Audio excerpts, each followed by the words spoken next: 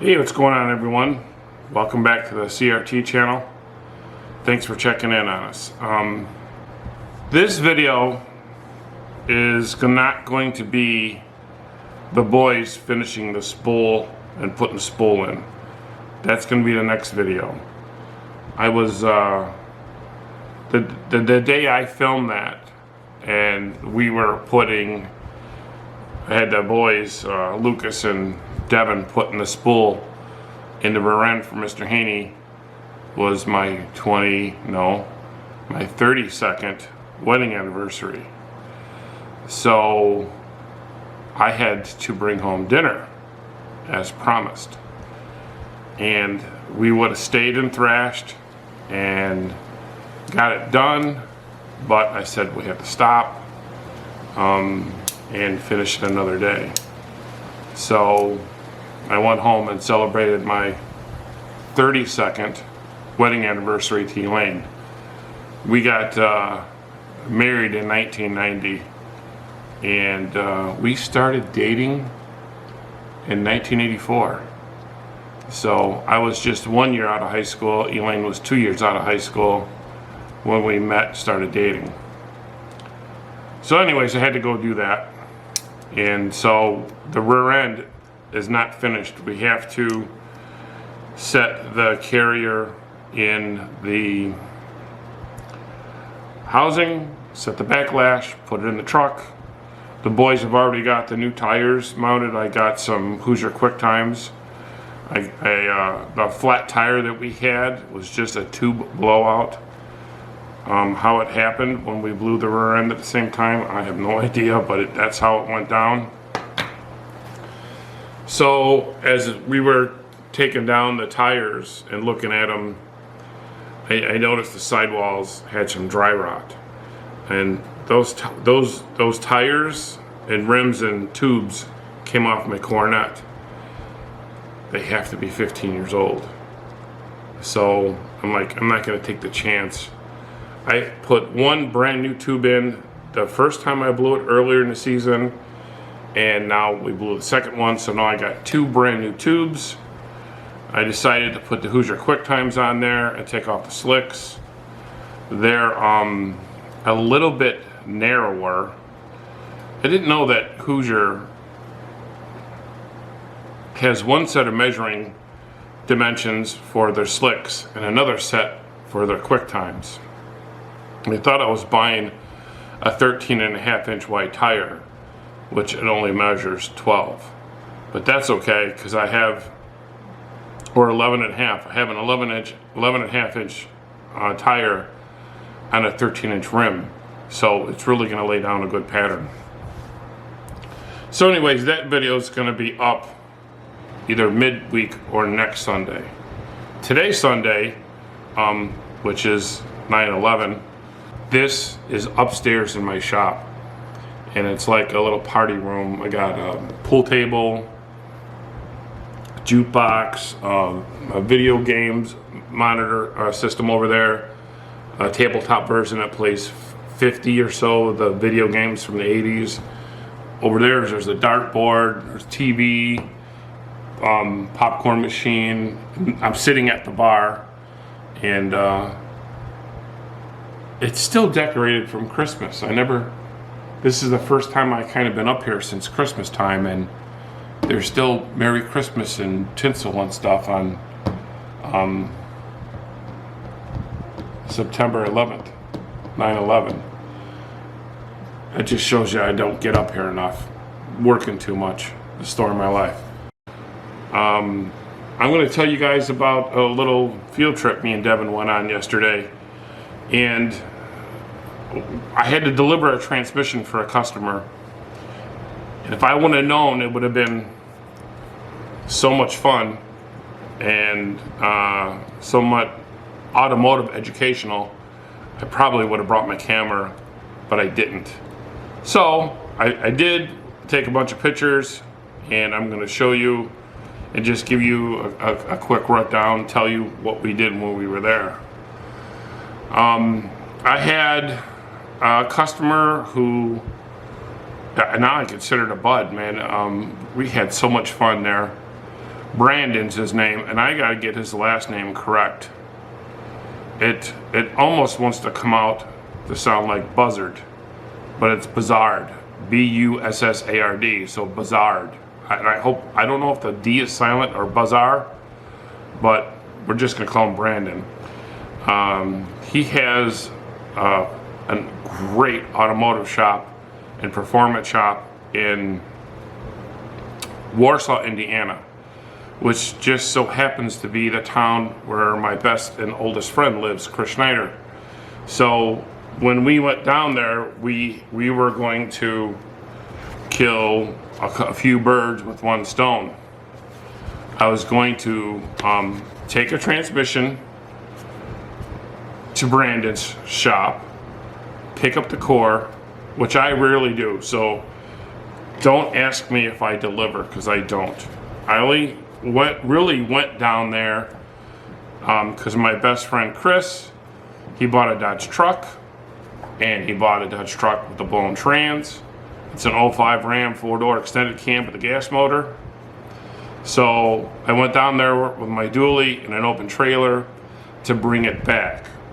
So I'm like, well, we'll go ahead and deliver this transmission for Brandon because it's his customer, and we'll knock off two birds with one stone. So I had it almost built Thursday, the day the boys were putting the rear end together, and I stopped. I finished it Friday. On Friday, I made the decision that we're going to go to Warsaw. So me and Devin packed up the truck, put the trailer in the back, put the built transmission, which was a big block 727, automatic shift Pro Street with a billet drum, because it's going into one of my #1 favorite of all time cars, which is a '69 Charger done up as a General Lee. It has a big block 505 stroker motor in it, making a few ponies. If it was my car, I would have went reverse manual, but it's not, so he wanted to go automatic shift. We did put a billet steel drum in there just for safety, so if he ever pops a sprag, he's not going to pop the transmission. I recommend anybody with over or close to 500 horsepower and over. If you're going to do a transmission, if you do it, if I do it, or a guy, whoever does it, put a billet drum in it. It's cheap insurance to keep. Billet drum, bolt and sprag, and a low band apply is really good insurance to prevent that ever from happening. And someone's been bugging me about to do a video about transmission explosions, and it's on my to-do list, so that will be coming soon. So I'm in Lowell, Indiana. The shop is. Warsaw is about 2 hours away, so it wasn't a bad drive. We jump in the truck, we go down to Brandon's, and I've been Facebook friends with this guy for quite a long time, but I did not know what a cool shop he has. So we pick up Chris, we go to, I want to say this correctly, Bazaar. We're going to say Brandon's shop. I'll put a link to his place down below if any of you guys are in the Warsaw area and you need anything done to any muscle car. Him and his father are kind of more like probably Pontiac GM guys, but they also got a soft spot for Chrysler. They had some cool Chryslers there. I'll show you a few pictures that I took. The first car we seen when we walked in there was a 63 Dodge, and I don't know if any of you guys remember, I ran that 63 Dodge in the 2000s, from 2005. When did I sell that? Did I have it 10 or 11 years? I sold it in 15 or 16. So they had a car they were doing, and I think Gary Ball has something to do with this, because Gary does a lot of Max Wedge and nostalgic super stock style cars. It was beautiful with the candy stripe. There was no motor, no trans in it. I guess this thing's been a race car its whole life, and it was really cool to see. But these guys were so cool. Brandon and his dad are such good people. They gave us a tour of the shop, and I really liked, he had a lot of the gas station memorabilia, and if you've ever been in my shop, I have that stuff everywhere. So for me, breaking my number one rule by working on a Saturday by delivering a transmission, which it's Sunday today, so now I'm breaking my number 2 rule of not working on Sundays, but I'm just making a video. I came to the shop. A friend of mine from Calumet City, and he still has the car, he had a 67 Le Mans Sprint, which is a straight 6 with a 4-barrel on it, and he put a small block Chevy in it. We did so much racing together, just like screwing around on the street, not really racing, just like street light to street light or whatever. He had a small block with a gear drive in it, and you can hear the car coming down a mile long, and it was like an off green with a white stripe. So when I walked out of Brandon's shop, I could have swore it was that car, it was Nikki's car. And so here's the Le Mans, the Sprint. It's on a rotisserie. I would imagine they're going to start doing the underneath of it. They got the front end clip off of it, and it still has the overhead cam 6 Sprint emblems on it. So it is a cool car. I don't talk to Nicky much. He parked that car about 10 or 15 years ago, wants nothing to do with it. So I was kind of excited to show him these pictures of the car, but he's just another one of the gearhead guys I grew up with that don't do nothing with their cars anymore. Then this one is a 74 GTO that Brandon's dad actually raced in some kind of a stock car class, I would imagine, and it had a Pontiac V8 in it. Here's one of Brandon standing in front of one of his old gas station signs. Brandon is a stand-up comedian. He is so damn funny. He reminds me so much of me. We got the same sick, twisted sense of humor. We're both patriots, and his father is too. And here's one of the Amoco gas station signs that he had hanging up there. I'm very jealous. I always wanted one of those. That thing is really cool. And then he had a few other cars in there. Like I said, he had a mix of everything. I mean, he had some Opes in there, but Brandon works on everything. This, as you can see, is a Mustang with what looks like to me like a sheet metal tunnel ram on there with a belt-driven blower. And you can see his name.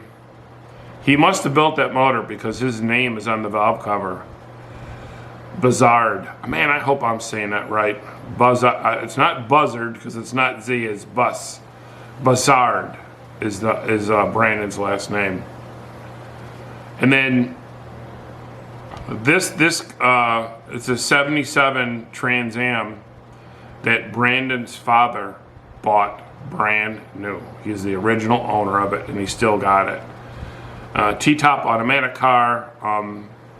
It's super clean, original paint. The stickers are all original. Was a really cool car.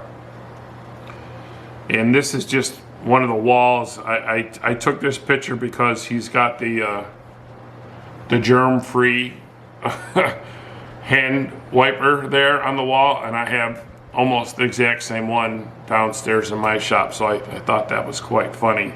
His taste in automotive memorabilia is just as good as mine. Here's a back view shop, a picture from the back of the shop, or the front of the shop looking back, I would say. You can see the General Lee up on the rack. You can also see my dually is in there. The lockup switch shorted out on the way there. and so I had to take it apart and put a butt connector on there to fix it. So it was just a repair so we can get home. If I don't have lockup on my truck, it's impossible to keep the transmission cool. So we fixed that while we were there. And this is just a sign telling employees to not go past there. Here's one of the gas pumps he's got on the inside. I have a gas pump, I just leave it outside. I don't think no one's gonna boost it. Old Pepsi machine. And this is Brandon's Thunderbolt. We didn't get to lift the hood. I'm not even sure if there's a motor in it. He asked me if I wanted to do a transfer a while ago, and I said no. But after seeing a car, I told him I would do it. He wants to do a C4. The C4s are very similar to 904s, so I wouldn't have no problem doing it. Not only that, back in the day, I done hundreds or maybe even thousands of C4s. So whenever he gets time to getting around to me wanting to do that C4 for this Thunderbolt, I would definitely do it. He has a lot of projects going on there. I don't know how he does it. He must have some good help or, you know, rock solid friends to come over and help him all the time. There's Devin standing next to I believe is an MG Midget. Kind of a cool car. Roll bar, so I guess it's some kind of a race car. This was one of Devin's favorite cars. It's a Ford Focus with a V8 in it. They built it for a customer, and I guess he's MIA. They don't know where he's at, but they did some fun. They had some fun with the car, and they even got it in a magazine.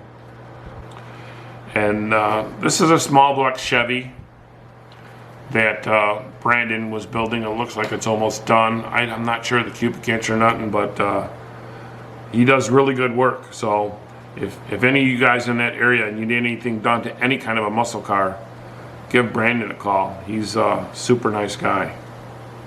And this is out front. That was just a customer's car I took a picture of, and that's his sign. We were done at Brandon's. I delivered a transmission. I took the core. Then I also bought another core while I was there. We loaded them up the truck, put the trailer back on the truck, and then we went just not too far, a few miles down, to go get Chris's pickup truck and get it on the trailer. It doesn't move, so we had to winch it on there. We tied it on there, and then we dropped Chris off, start headed home. Me and Devin stopped at Arby's and got a sandwich, and then just headed our way back to the shop, drop off the truck, and then call it a day. But I met Brandon's father. His name's Kim. A couple of his other friends there, and I tell you, if I lived in Warsaw, that would be I'd be hanging out with those dudes every weekend. Great people. It really was fun, and I had Devin come with me, and Devin reminds me of me. Lucas couldn't go because he had a wedding to go to, but both Lucas and Devin live, eat, breathe, shit cars. I mean, these kids are car crazy, and it reminds me so much of how I was when I was a kid. So it's a lot of fun, and that was our little trip. So the next video will be us finishing Haney. The boys are gonna put the ring and pinion in. I've already got all the video of them putting the ring gear on and what we did to do it. And all we have to do is drop the ring gear in the carrier, set the backlash, put the pig in the truck, throw the axles in, throw the drive shaft in, and put the tires on, and we'll take it for a test drive. I will probably have that video up. I'm not sure if I'll save it for Sunday. I usually try to get my videos out on Sunday. But I might get it out earlier, I might not. So that was our little field trip, our little gearhead field trip that we took on. So hope you liked the video. Like, share, and subscribe. And we'll catch you on the next one. So until then, Mopar to you. Now get the hell out of here. We're closed.